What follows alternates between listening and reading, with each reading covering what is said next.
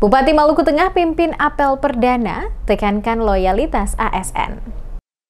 Bupati Maluku Tengah Zulkarnain Awad Amir menegaskan pentingnya kinerja yang baik dan internalisasi nilai-nilai berakhlak bagi seluruh aparatur sipil negara atau ASN di lingkungan pemerintah daerah. Hal ini disampaikan saat memimpin apel perdana bersama seluruh aparatur sipil negara atau ASN lingkup pemerintah daerah Maluku Tengah, berlangsung di Baileo Insinyur Soekarno pada Senin 10 Maret. Apel perdana ini juga dihadiri Wakil Bupati Mario Lawalata, Sekretaris Daerah Rakib Sahubawa, seluruh pimpinan dan ASN pemerintah Kabupaten Maluku Tengah. Dalam pernyataannya, ia menekankan bahwa loyalitas bukan sekedar kata-kata, tetapi harus diwujudkan dalam bentuk kerja keras, disiplin, dan kesetiaan terhadap tanggung jawab yang diemban. Ia menambahkan bahwa dirinya bersama Wakil Bupati berkomitmen menata birokrasi dengan prinsip good governance. Salah satu langkah strategis yang diambil adalah memastikan penempatan jabatan sesuai dengan sistem merit yang mempertimbangkan kompetensi manajerial, teknis, serta sosio-kultural, termasuk karakter dan loyalitas ASN. Ia menekankan birokrasi Maluku Tengah haruslah birokrasi yang profesional, dihuni oleh birokrat berkinerja tinggi, kreatif,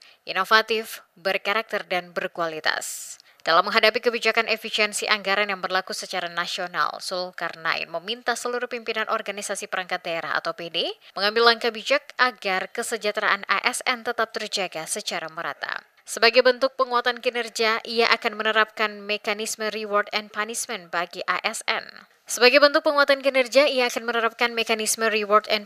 bagi ASN. Mereka menunjukkan kinerja baik akan mendapatkan penghargaan, sementara yang lalai akan menerima konsekuensi sesuai aturan yang berlaku. Zulkarnain juga menggarisbawahi pentingnya koordinasi struktural yang berjalan berjenjang, dari staf hingga pimpinan tertinggi untuk memastikan pemerintahan berjalan efektif.